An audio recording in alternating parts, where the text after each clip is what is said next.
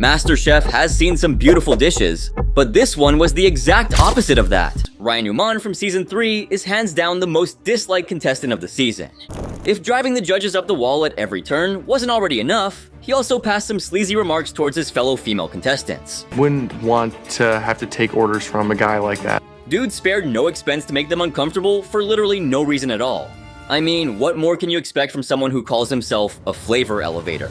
It's really giving interior crocodile alligator energy. But I'm being serious here, that's what he claimed during the auditions. The dude thought that he could cook much better than all the fancy restaurants on the Upper East Side of Manhattan. I could do it better than they're doing it. Pressure cooking is the best. I could do something that would take 3 hours to braise. Now, if that isn't cocky, I don't know what is. Oh, but wait, he immediately one-upped himself by saying he was the best cook the judges managed to find that season. Sadly, his only friend on the show, who I will also be talking about in this video, was the sole reason for him to get eliminated at an embarrassing 14th place. Well, it serves a jerk like him, right? And why do I say that? Because Ryan was obsessed with picking on women, especially those who he thought were a threat. Like, take Monty for example. The dude had a burning problem with her, and no matter how hard she tried to ignore him, the more he tried to get on her nerves. Yeah, you need some kind of special talent to be so annoying and yet so pathetic too. But look what happened to him. When he was called to the front during one tasting, Ryan thought he was unbeatable.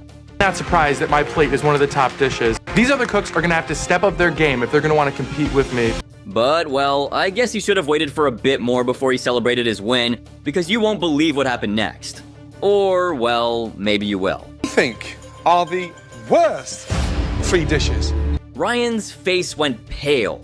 I mean, going from assuming you're in the top 3 to fall all the way down to the bottom of the barrel had to have been his worst nightmare. But, well, I'm not complaining. Because the dude was a douche of the highest order.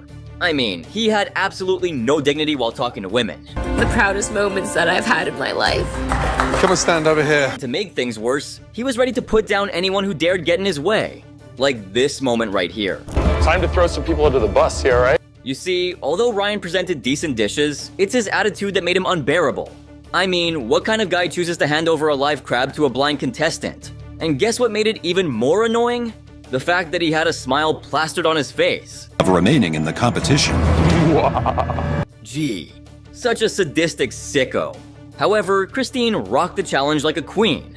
Although she did face a ton of difficulty, she didn't let it slow her down. Threw me by giving me live crab, but I turned around into something awesome. But, well, Ryan's karma was about to come back to bite him. Before brilliance comes madness. Yeah, the dude didn't even try to save Ryan. And I think we all know who was the better cook of the two. Which brings me to the next example on the list, Tally. Believe me, this guy took making mistakes to a whole new level. Well, at least Ryan won a few challenges. As for Tally, he had nothing to be proud about. If at all anything, he could turn classic dishes into something horrifying. Just like what happened in episode 4 of season 3. When Taki walked up with his risotto, the judges were in for a rude shock. Really out of his comfort zone. His technique is off. Put cranberries in there. Making the perfect risotto is an art. And if you don't believe me, ask Chef Ramsay. However, Tali decided to get a little ahead of himself. We go in a bloody risotto. Cranberries want to know when to stop. They just know when to stop.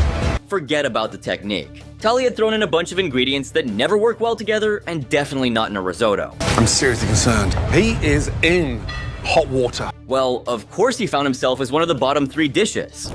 Joe is definitely the scariest judge. Now, Tali looked up to Joe like no other contestant would. However, Joe didn't share the same vibe. Especially not after seeing this dish. Cranberry, cherry, and gooseberry risotto. What's this? What's this baby powder looking stuff? Joe wasn't impressed with Tali's nerve to experiment with something as classic as risotto. What you did on that dish is inappropriate. Safe to say Tali had it coming, and Joe spared no expense in destroying him. And ultimately kind of disgusting. As for Chef Ramsay, his reaction was even worse. Chef Ramsay simply couldn't let go of how bizarre the whole combination of ingredients was. I mean, from cranberries to gooseberries, it was almost like Tali had no idea what he was throwing together. Unheard of in a risotto. That is a disaster. And then, it wasn't surprising at all to find him in the bottom 3 alongside Dave Mack and Helene. Now, Helene was the first to be saved, and this meant the ultimate decision came down to the two, Tali and Dave. Now believe me, Tali found himself so close to getting cut. Thank you. Tali, you You're not safe either. When Chef Ramsay schooled him for trying to fool the judges, Tally was quick to jump in on the defense. Sorry, Chef. I just didn't. This is my first time cooking a risotto. And funnily, Dave was eliminated. And Tally? He was let off with a little warning. I'm telling you, you are flying by the seat of your pants. Thank you so much. What's more, he would go on to stay on the show for a long, long time to come. And what did he do during this time? He teamed up with his buddy Ryan to make Monty's life difficult. We want Monty to go home. Some girls have like one screw loose. I feel like she has like 30 different screws loose. Yeah, they started to badmouth Monty, and if any of you know why they targeted her, please help me understand in the comments. I mean, Monty was just doing her thing, and somehow both of these men specifically wanted to make things difficult for her in particular. But I don't think either of them ever imagined that they would land in the eliminations together. Ding dong, the witch is dead with a capital B. First, Ryan's cake collapsed. I am so bummed out right now. I'm not a scientist in baking in the kitchen. As for Tally, he didn't even bother making sure his cake was baked all the way through. Oh. Because what says best chef this season better than a raw batter liquid core, right? It has oozed out. And well, that's how the BFFs found themselves pitted against each other for elimination. It would have been the perfect opportunity for the judges to knock both of them out with a double elimination. But that's not what happened. Ramsay decided to throw an unexpected twist. Who knows who he is that didn't produce However, wait, there was more to come. a stunning molten lava cake to act on integrity and It all came down to owning up responsibility. One of them would have to step up and hand over their aprons to the judges. And guess who stepped forward? Oh my gosh. Tally, upstairs. Tally wasn't about to sacrifice his dreams despite knowing that he was the weaker chef among the two. Either way, from there on out, Tally had a challenging time in the kitchen due to his consistent poor performances or a dream team to fall back on. Despite his ambition to be creative and use complex techniques, he lacked the necessary knowledge and often failed in his attempts. In one particular instance, Tally's station was in complete disarray, with kitchen equipment scattered on the floor. Let me tell you one more thing. Okay. If you were in any of our kitchens, you'd been fired 6 months ago. Chef Ramsay, who happened to notice this, was floored. Mess. And what was his excuse? It's not in one space, it's from there, all the way down and all over. Look at the cupboards. Yeah, safe to say that wasn't gonna cut it. Whole cloves of raw garlic to eat. No, Chef, they don't. We're here to judge a contest. Anyway, despite the chaotic scene, Tally presented a 3-cheese pizza with duck breast and creme fraiche sauce. And what do you think that went like? That was not my intention. My intention was to roll out my flatbread and get it into the oven. I mean, just look at all that raw flour. Yep. Of course, the judges decided to come out swinging with some heavy criticism, especially, of course, Chef Ramsay. I'm struggling to identify what the hell you're doing. I really am. Ultimately, Tully's downfall came from his delusions, thanks to which he struggled to recognize his flaws. He continued to brag about his apparently hidden skills, which I believe were gonna stay on the down low forever, given that they didn't exist and all. But Tully's attitude ultimately led to his elimination, which was a long time coming, by the way. Yep, episode 11 spelled doom for Tally. Now, Tally decided to use a sous vide approach to cook his fish, but Chef Ramsay wasn't so sure. Why would you sous vide that? It cooks it in its own juices and it keeps that flavor locked in. But Tally, as usual, he assumed he knew it all. In its own juices and it keeps that flavor locked in. However, the Arctic char with green lentils didn't meet the judges' expectations.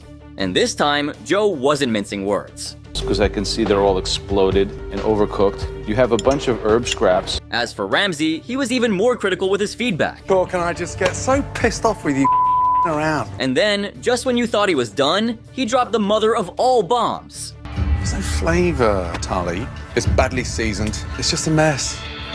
Brutal. And guess what? It just kept coming. Eventually, none of the judges had anything positive to say about the dish. And this time, Tally found himself in the bottom 3 alongside David and Christine. And then came the ultimate elimination everyone was hoping for all along. Put your apron on your station and leave the MasterChef kitchen. Thank you. Probably the best decision the judges have ever made. But now, moving on from one annoying contestant to another.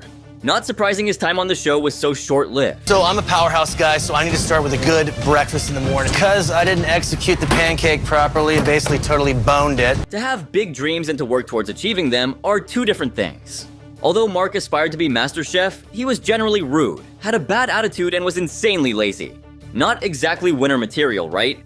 To make things worse, he also made pointless and annoying football analogies that nobody seemed to understand. If you don't execute the basic play first, then why you to try the flea flicker? Wait, what? Come again? Alright, never mind. I mean, this dude was pretty delusional about his capabilities. He thought he had all the skill, passion, talent, and resilience in the world, but one look at the guy should prove him wrong in an instant. Incredibly ready to win this whole thing. The whole competition. I didn't come here to lose.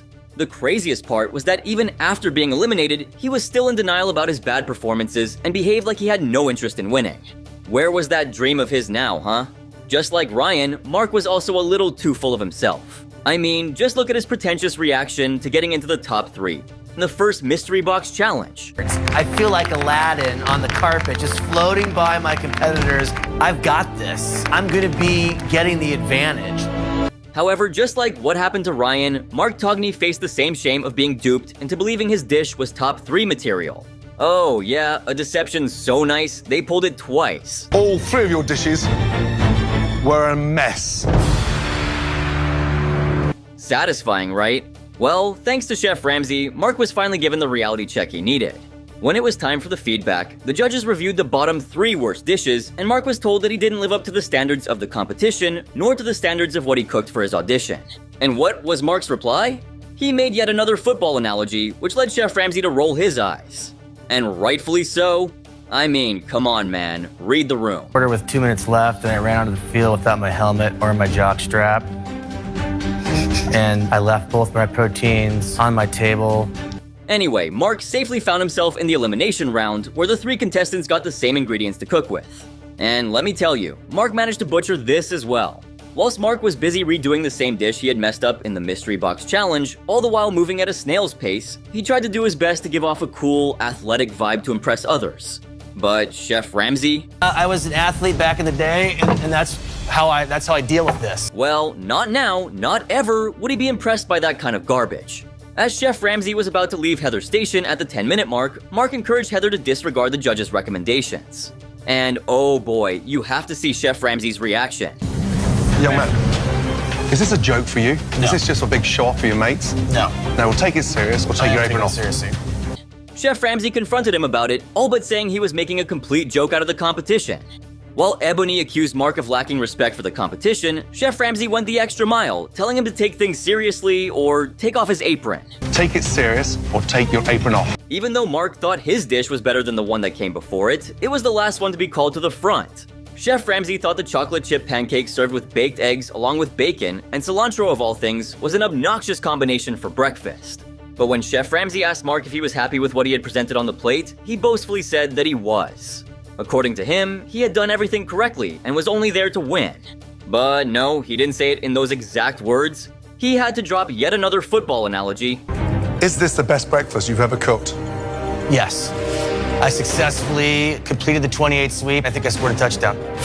Okay, that's enough bullshit for one day, I think, moving on to the next. Now let's hop over to Season 9, Episode 5, and the contestants face the daunting task of recreating Chef Ramsay's Crab Benedict in just 30 minutes. Yeah, recreation challenges have been an Achilles heel for even the best chefs. But for Ulusala? Well, she certainly wasn't the best chef, so you can probably see where this is going. That ain't right, that ain't right. I gotta do another one. You got it, Lulu. Up 1 egg. Useless eggs are all over the place. And you can see the pressure's getting to her. See, unlike the 3 earlier chefs, Ryan Tully and Mark, Ulusala was at the very least a passionate cook. She had a ton of potential and had even managed to impress all 3 judges during the auditions. But she failed to replicate dishes and techniques properly. Her mistakes were so silly that the judges couldn't bear to see her on the show for another day. I'm talking about the time when Ulusala presented her dish to the judges, and Chef Ramsay's reaction said it all. I already know. The presentation was a total disaster. But here's what makes the whole thing even more upsetting. She didn't even bother to use the utensils everyone was provided with. Where is that black plate? Oh no. She had missed the mark by a long shot. Despite the well-poached egg and perfectly seasoned crab, Ulusala's incomplete plate sealed her fate. But hey, at least she left with her head held high, promising to continue cooking. Speaking of incomplete dishes, this next contestant signed up for a cooking show only to present a dish that wasn't even cooked. I'm definitely going to show the judges why it was a good choice keeping me here. You see, just like Olusola, a night 2 started with a bang, her lively attitude quickly captured the judges' attention. However, all hopes crashed when she made it to the top 15. Her performance took a major dip and things got so bad that she even stopped trying to prove her worth. I'm talking about episode 5 of season 11, when contestants were tasked with preparing a restaurant-quality dessert. You see here, or you can make something of your very own. However, Anai's dessert left much to be desired. Is an avocado no-bake cheesecake topped off with a dragon fruit cream and a side of mango brown sauce. Her avocado no-bake cheesecake sounded intriguing, but the judges were less than impressed. I am shocked that we still have base of the actual cheesecake. Wait, what? She didn't even bother to take the mold away. But wait, that wasn't even the worst part. It would have tasted way better. You cut corners when it came to even grabbing graham crackers. Yeah, it was nasty. She didn't even bother to bake it right. And the taste? It was even worse. It's uncooked. I think you rushed the whole thing. I think tonight, had you baked it. And just like that, Anai's time in the competition came to an end. Good riddance. I know Mexican culture and its food. I see the reasoning behind the dish. It's just hard to get away from its execution. And being this is MasterChef Legends, to not bake or cook anything in a baking challenge for me is a disappointment. Well, maybe she gave up halfway down, I'm not sure. But at least she wasn't as arrogant as the next contestant on the list. No points for guessing, Stephanie from season 5 was a poster child of arrogance. With her over-the-top confidence and all, she somehow thought it was all that was needed to reach the top, but, of course, her delusions backfired. During the elimination round of episode 2, Stephanie took a major risk with her dish. See what I mean? And Joe even warned her, saying that it was a very non-traditional way to make it. But you know what's worse? Check this out. Here, it has held a water bath at 63.2 degrees Celsius. Yeah, she might call it confidence, but we all know what it was. Plain stupidity. I mean, Joe was clearly pissed with her. 63.2 degrees Celsius, in which I've cooked an egg, which is really the... And as if things weren't already bad enough, she decided to clap back at Joe's question, and boy oh boy, I never saw that coming. Her reply was the very definition of passive aggressiveness. A braised beef short rib, short grain sticky rice, and a wonton shell, and then top it off with the 63-degree sous vide egg. And you better believe she not only made herself look pathetic, but also garnered some strange looks from the other contestants. Sous vide egg. Is that it? This is it. So, sadly for her, this dish was going to be her downfall. But she was all about her motto. You know, someone should probably clue her in on the fact that when you take a gamble in the kitchen, the stakes are high, but so are the odds of heading home with the victory. You know, someone should probably clue her in on the fact that when you take a gamble in the kitchen, the stakes are high, but so are the odds of heading home with the victory. And then, when judgment finally rolled around, she found herself on the chopping block. sesame seeds, nice. But it's half a dish. When it came to the looks of it, the dish was a 10 on 10, but the same cannot be said for the taste. The moment Chef Ramsay took a bite, you won't believe what he did. Is yourself for not letting go. Ouch. That had to hurt her pride. But wait, that wasn't the end of it. The combination of ingredients was all over the place, and Chef Ramsay couldn't wrap his head around it. Usually when contestants are preparing the dishes, they at least have some idea on what they're preparing, but it seems like Stephanie just wanted to prove herself and decided to put odd things together, hoping to make something unique out of it. But she failed. Miserably. Chef Ramsay's disappointment skyrocketed to a whole new level, and what came out of his mouth next didn't exactly catch anyone off guard. Who's the better cook? I know I can cook better. I am a better cook. After hearing that, I'm pretty sure she wouldn't ever dare to take such a risk ever again. But, well, Stephanie was different. Let's just hope her pride won't get in the way of making a decent dish in the future. Strange ingredient choices and awful presentations. These dishes got insults that contestants wish they could forget. Now, in episode 11, the judges threw a curveball with a mystery box challenge instead of the usual team challenge. This one was gonna be a tricky one, and you have to see why. Oh my God. Wow, that had to have been scary for them. Now, if you're still wondering what they were looking at there, those are sea urchins, and their spines can really mess you up, but the good stuff is on the inside. Now, when I say mess you up, this is what I mean. Some of those spines are poisonous. You see that cheeky smile on Chef Ramsay's face? He was talking about just how poisonous these spines could be, and I think just for the briefest of moments, he forgot that he'd need to taste them at some point. But since he didn't want to die at the hands of the contestants who didn't cook their dishes right, he decided to give them a quick lesson on how to handle those prickly creatures properly. I'm gonna nip the top. Basically what we're doing is just cutting a nice, smooth, round hole. To spice things up a bit, the cooks were only allowed a limited set of ingredients to pair with the sea urchin, and they only had a single hour to whip up a dish that would impress the judges. While most contestants put their hearts and souls into making the best dish, guess who aced it? Felix. She won the challenge hands down, and as a perk, she got to pick the theme for the elimination test. Beautiful. The pick of the ocean. Well, sounds like someone's going fishing. Felix got to choose from the 9 different fish: rockfish, John Dory, catfish, yellowtail, salmon, and Arctic char, to name a few. What's more, she had the power to decide which fish each competitor would be dealing with. So Felix went all in and chose the halibut for her cooking challenge. Now, let me tell you, that's no walk in the park. Halibut is easy to cook decently, but tricky to master, but she was feeling gutsy and wanted to put herself to the test. However, even the judges were a little worried by her decision. They asked her not once, but twice if she was absolutely sure she was gonna go for the halibut. Halibut. That's quite difficult to fillet. You are up for elimination, Felix. I understand. So, what do you think? Would her gamble pay off, or was she in for a rough ride? Well, I'm coming back to that in just a bit. As for Tally, he lucked out with the Arctic char. Either way, the challenge kicked off and the contestants made their typical quick 5-minute dash to the pantry, and then the game was on. The home cooks had yet another 60-minute countdown to cook up something amazing.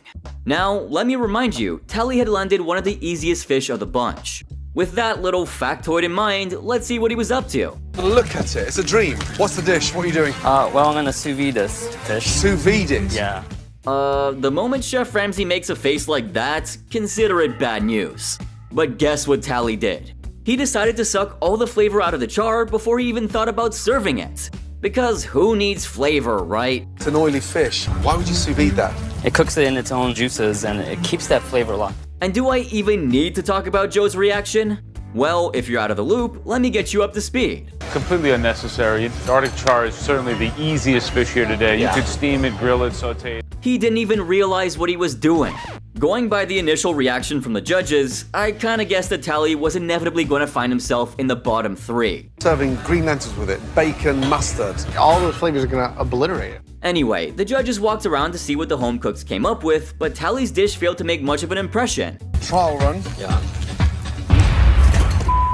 Now, instead of taking what Chef Ramsay had to say seriously, this is what Tally decided to clap back with. It's frustrating when Chef Ramsay interrupts me, and it's kind of like interrupting a master artist. What was this? The joke of the season? Yeah, I don't think so. Anyway, time ran out, and it was time to see what the home cooks had whipped up. First up was Felix with her poached halibut, bamboo rice, asparagus, and lemon apple sauce. And boy oh boy, the judge's initial warnings to avoid the halibut came back to bite her big time. You had the advantage for yourself. Are you here to win? I'm here to win. I think at this point, Felix was dying to tell Joe to just shut up and taste the dish already. I mean, if I was in her place, that's exactly what I'd be feeling. But you definitely can't rush a guy like Joe. After all, you gotta wait for him to cook up a brutal response first. Totally overcooked the fish. More importantly, how you can let an opportunity like that slide by you. Anyway, up next, it was time for Chef Ramsay, and let's see what he had to say. Slightly dry. So it's not your best. Unfortunately, you're sort of halfway. When Chef Ramsay said halfway up the ladder, I think that was kinda generous. And Graham twisted the knife when he asked her when she was planning on getting serious. Well, you have to see her reaction to this. I don't know. I wanted to challenge myself with a halibut. But just as she was explaining herself, Graham dropped a remark, and I swear, it felt like she shriveled up and died on the spot. How badly do you want to win? Do you feel good that, well, at least I challenged myself and I made a pretty crappy halibut dish? But wait, because things were about to get even more embarrassing. Sorry, Felix, but your plan backfired because she did nail it.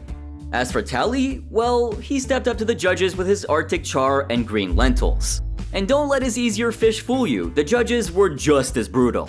Joe straight up told him that he was consistently letting them down. What do chefs do?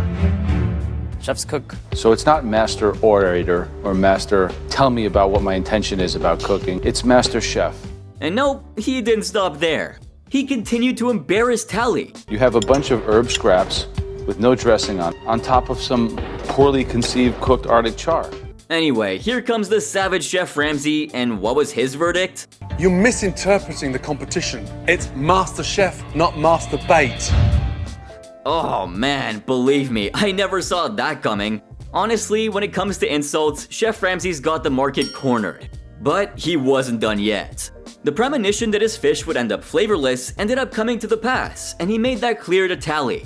But Tally hit back with this whole judges are too old school to appreciate my food attitude. Dude, get over yourself.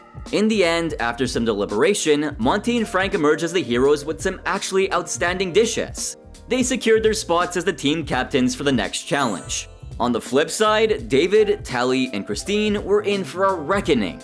Or, well, at least David and Tally. Christine did get a pass and was safe for the day. But now, brace yourself, because Tally ended up on the receiving end of one hell of an elimination. About time, right? Now, how many of you wanted Dave to leave? Don't you think that he dodged a bullet way too many times despite how terrible his food was? If you agree, make sure to leave a like down below, subscribe, and turn on my post notifications. Also, don't forget to check out my Discord server for free, which is the best platform to keep the discussion going.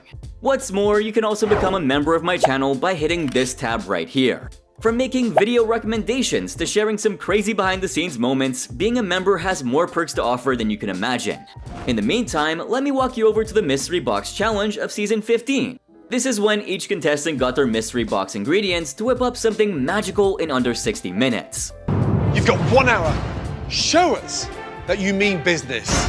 But here's the catch. The judges were only tasting 3 dishes, so the contestants had to impress them with a top-notch presentation. Eventually, Adrian was crowned as the Mystery Box Champ, and he got to strut into the MasterChef pantry and handpick the ingredient for the elimination test. And what was the theme for that week? Well, check this out. Theme for today's elimination test is desserts. Desserts. But Adrian got to play a little devilish game. Maybe serve up his fellow competitors their just desserts in the process? Which ingredient are you choosing for you and for your competitors? And his options were coffee, pineapples, and nuts.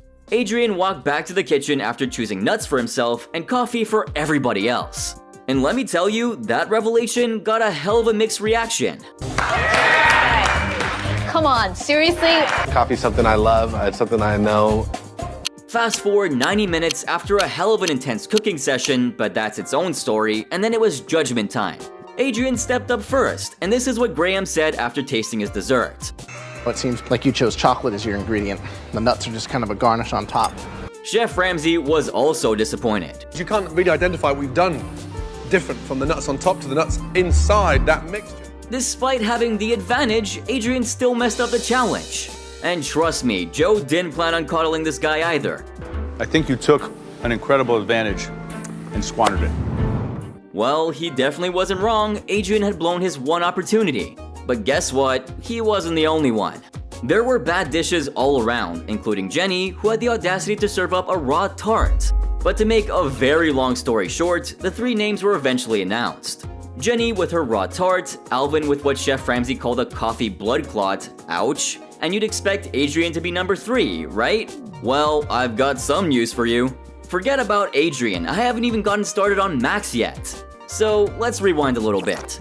Max stepped up, armed with desserts that seemed to be designed to embarrass the living daylights out of himself. Chef Ramsay took the first bite, and guess how he reacted? Damn. Yup, he went silent. Oh man, it was one of those moments where you could almost feel the tension through the screen. Instead of just giving his verdict right away, Chef Ramsay threw a curveball at Max and asked him to taste it. And what did Max do? It's like I've just gone to the doctors for a skin graft on my butt and stuck it in caramel. That is a horrible, weird texture. He stood there, beaming with confidence. He was smiling as if he had just served up a dessert fit for a king. But hold on, Chef Ramsay wasn't letting him off the hook that easy. He laid down the brutal truth about how embarrassing his dessert was at this level of the competition. You'd think Max would be shrinking into a puddle of shame, right? Nope, he was grinning from ear to ear for some reason. Next, it was time for Graham to take a bite, and how do you think he reacted? Yeah, his face spoke a lot more than his words. He just could not come to terms with what he had just eaten. And then, he went on to deliver a final blow. He called out the dish for its horrible texture and basically warned him that he should be seriously worried. You know, the fact that it's an elimination test, it's serious.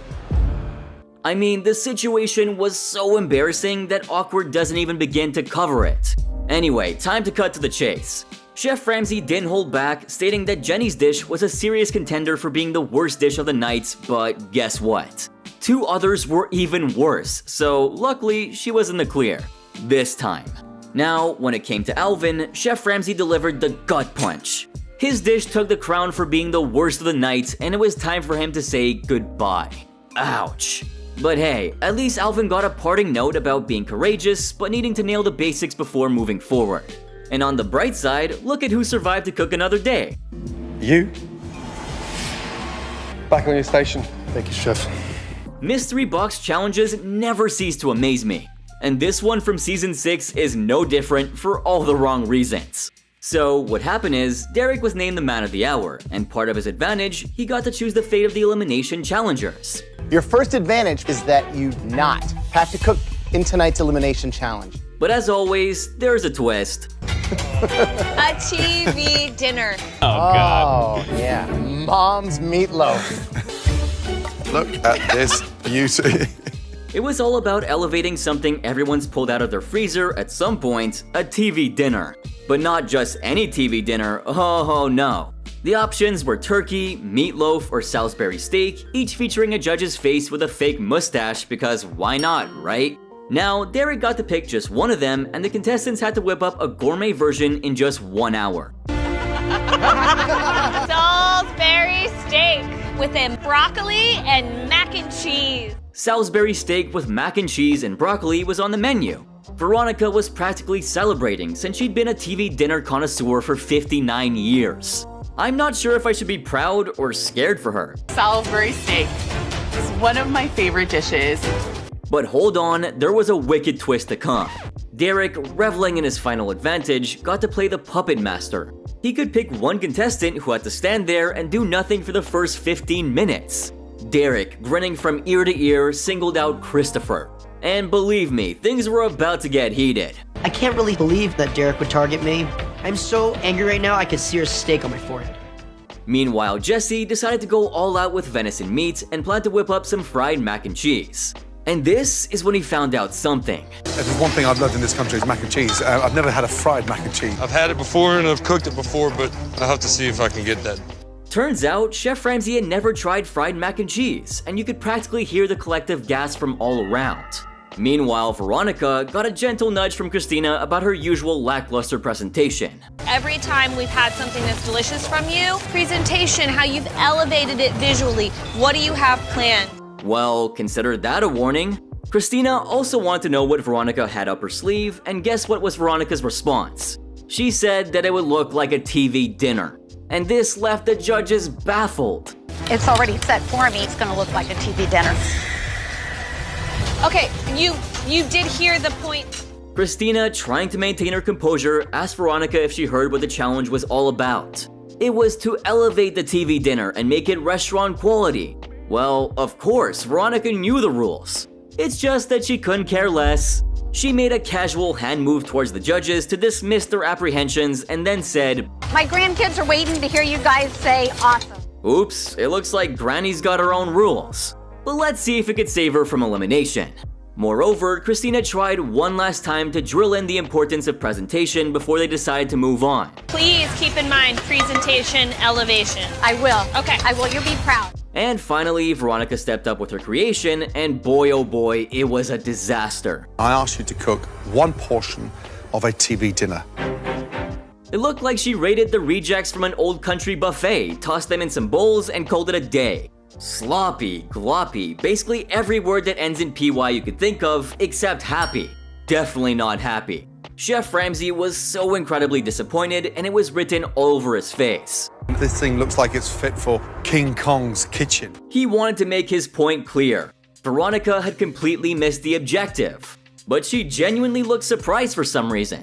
Seriously? How are you surprised when Christina warned you about this just minutes ago? Chef Ramsay laid it out for her, saying, I asked you to cook one portion of a TV dinner to make it elegant and upscale it. This thing looks like it's fit for King Kong's kitchen. Well, the famous chef always has a way with his words. And yep, he tried to drive home the point once again just so there wouldn't be any misunderstanding. How many times over the last 3 or 4 weeks have I asked you to refine things down to a plate? I think it's a refined dish. It's awesome. She continued to claim that her dish was awesome. And that's not all, because what happened next was absolutely disgusting. What's this in here? What's the water in there? What is that? The water has wilted out of the broccoli. As Chef Ramsay poured out what seemed like a gallon of liquid from the bowl of broccoli, he groaned and then gave her a stare that said it all. You're still cooking like we're at a Vegas buffet, and 3 compartments of it has been filled up with puke. If that wasn't already embarrassing enough, he then started to walk away. Veronica was devastated. She secretly hoped someone else would screw up just to avoid being sent home. The struggle was real. And well, Jesse might just turn out to be the candidate to fulfill her wish. However, despite feeling good about his dish, Chef Ramsay didn't hold back with his critique. Jesse. Yes, sir. I have to say, it's one of the most bizarre looking dishes of the night. Jesse made a venison Salisbury steak with broccoli and fried mac and cheese, and this is how the judges reacted. Jesse, it's like swallowing a mouthful of sand. It is seriously dry. The venison appeared dry, and his pickled broccoli wrapped in prosciutto was compared to a weird new age children's toy rather than something edible. What's more, Chef Ramsay summed up his tasting experience as swallowing a mouthful of sand. Yikes, I can't even imagine that. But guess what Jesse did? Instead of just taking the feedback, he decided to ask Chef Ramsay some really weird questions. I mean, how do you like venison? I know what venison is. It doesn't work. Even though Jesse tried to argue against the dryness, Chef Ramsay's verdict stood as it is, and Jesse reluctantly accepted it.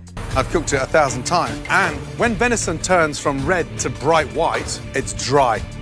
Yes, sir. The inevitable moment finally arrived, and the 3 underperformers, Hedel, Jesse, and Veronica, were called up.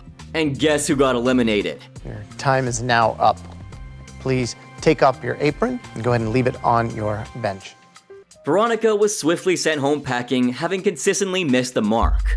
She bid everyone goodbye, claiming that her family would love her cooking even more now that she had been featured on the show. But once again, MasterChef is full of surprises. And Chef Ramsay decided to drop another bomb. While the contestants were now down to the top 15, he said that it was soon about to be the top 14. Yup, we're in double elimination territory now. Chef Ramsay first called out Hedel, claiming that her performance was a huge stumbling block. As for Jesse, this is what happened. Take off your apron and place it on your bench. Yup, and just like that, Jesse joined Veronica on her one-way trip out of the MasterChef kitchen. So, do you remember any other embarrassing MasterChef moments that I missed? Let me know in the comments section down below. Also, do not forget to check out my latest video right here, since it's even crazier.